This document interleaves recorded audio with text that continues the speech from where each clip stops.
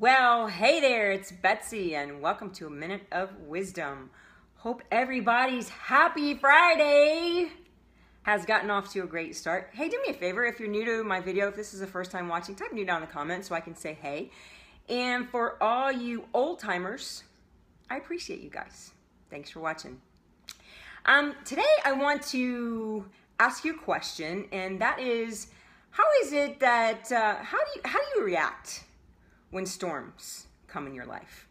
You know, there's a story in Matthew 8:24, and it's Jesus is in the boat with the disciples, and they're getting ready to cross the lake, and this huge storm comes up, and they're all freaking out, thinking that they're going to die, and Jesus is down below, and he's just snoring away, and no issues, and they're all mad at him because he's sleeping, and they're thinking that he's leaving them there to die.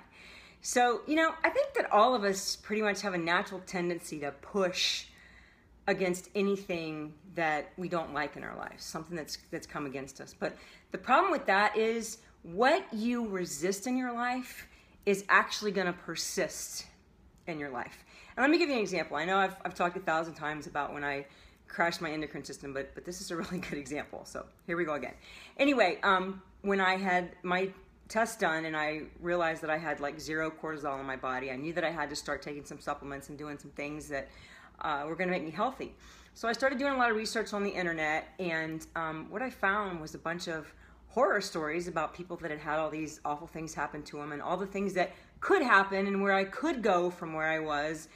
And instead of focusing on the supplements that I needed and the things that I needed to do, I found myself focusing on what could happen, and I was actually getting worse instead of better.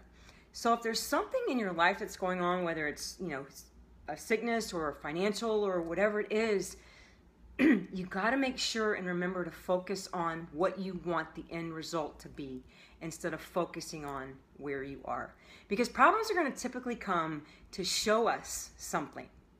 And when you allow your problems to be your teacher rather than some sort of awful punishment, you're actually going to learn something from them. And you're also going to develop your character.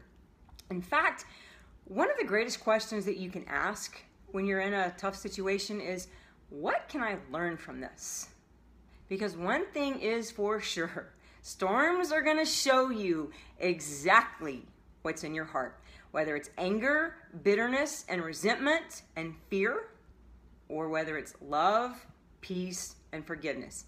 You see, Jesus and the disciples were in the same boat, in the same storm, but Jesus was asleep and the disciples were freaking out. Okay? Nothing was different, but Jesus was asleep. He had peace because he trusted that God was in control. See, God doesn't bring problems our way, but he does promise to turn them around for our good, but only after you've learned what you need to learn. So stop focusing on what's there and focus on what you want. Learn what you need to learn, and that storm will come to an end.